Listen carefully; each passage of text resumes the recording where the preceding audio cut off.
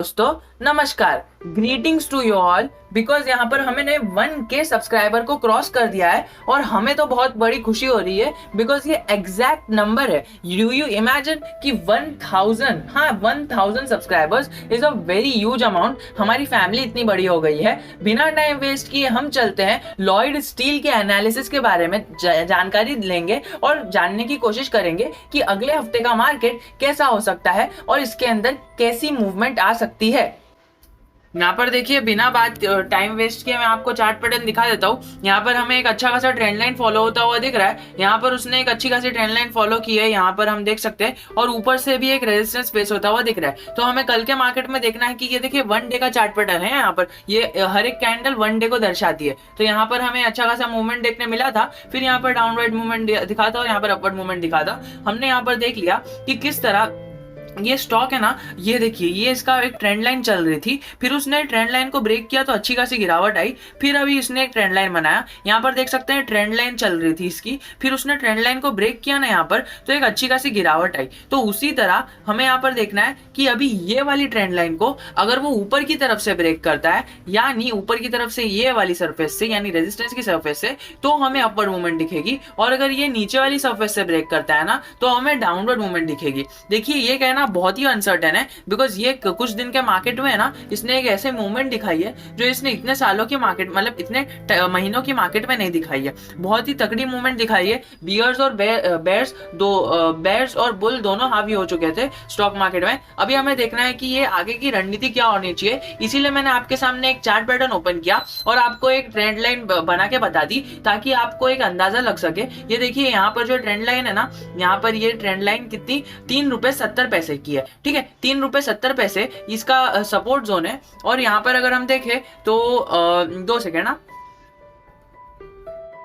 और 3 रुपए 80 पैसे इसका एक तगड़ा रेजिस्टेंस जोन है। तो हमें देखना ये है कि कल मार्केट में क्या होता है, बिकॉज 3 रुपए 70 पैसे सपोर्ट जोन है और 3 रुपए 80 पैसे रेजिस्टेंस जोन है। तो अभी देखना ये है कि ये 3 रुपए 70 पैसे से नीचे जाता है, यानी उसको ब्रेक करता है, या फिर 3 रुपए 80 पैसे जो यहाँ पर हमें एक अच्छा साफ सा रेजिस्टेंस दिख रहा है, ये उसको ब्रेक करता है। ये देखिए, ये एक बार ब्रेक किया नहीं हुआ, दूसरी बार ब्रेक किया नहीं हुआ, अब तीसरी बार ब्रेक करने की कोशिश कर रहा है। तो आप यहाँ पर नजरें गड़ा के रख सकते हैं, अपनी नजरें पूरी इसके अंदर मार्केट में गड़ा के रख सकते हैं। अगर इसने स्टॉक को ब्रेक कर दिया ना, अगर इसने ये रेजिस्टेंस को ब्रेक कर दिया ना, तो इसमें अपवर्ड मूवमेंट आएगी। लेकिन मुझे तो लगता है over the period of this 6 months इसने ना 350% के रिटर्न दिए। अब देखिए ये बहुत ही ज्यादा रिटर्न है, पर अगर हम नॉर्मल पेनी स्टॉक के मुकाबले देखें ना, तो देखिए पीएमसी फिनकॉर्प ने तो 800-900% के रिटर्न भी दे चुका है। तो फिर ये स्टॉक उसके सामने तो कुछ भी नहीं है। तो ये इसके अंदर आगे और ग्रोथ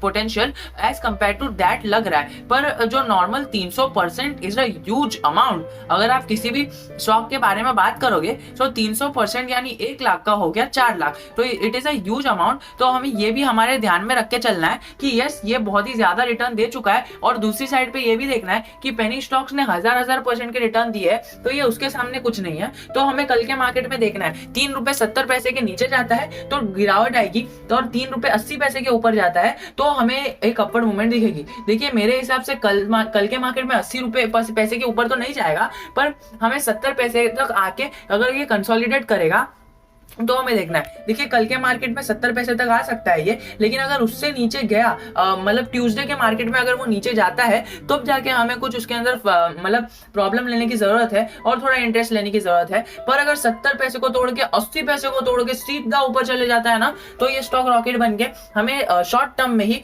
50 से 60% का रिटर्न आराम से एक बेसिस पर दे देगा, वो भी अपर सर्किट के साथ साथ। तो हमें देखना ये है कि कल अगर आपको अपॉर्चुनिटी मिलती है ना, जिस तरह फ्राइडे के मार्केट में आपको अपॉर्चुनिटी मिली, बहुत ज्यादा इसके अंदर वॉर हुआ, बुल और बेयर का बहुत ही अच्छा वॉर हुआ और इसके अंदर बहुत सारे लोगों ने अपनी पोजीशन बना भी ली और सेल ऑफ भी कर दी। तो अभी आपको ये देखना ये है कि अगर आपको इसके अंदर पोटेंशियल अच्छा दिख रहा है और इसका फ्यूचर अच्छा दिख रहा है तो आप इसको स्विंग ट्रेड के लिए भी प्रेफर कर सकते हो। देखिए मेरी माने तो आप इसको स्विंग ट्रेड में ना ही ले, इसको स्टील सेक्टर को है ना आगे जाके और ग्रो होना है तो आप इसको है ना अपने लॉन्ग टर्म पोर्टफोलियो में थोड़ा थोड़ा करके ऐड कर सकते हो, ज्यादा बल्क में मत ऐड करना। एज यूजुअल पेनी स्टॉक है। देखिए मुझे फंडामेंटल एनालिसिस नहीं करना है, मैं टेक्निकल एनालिसिस के बेस पे स्विंग ट्रेड के लिए आया था और इंट्राडे के लिए आया था।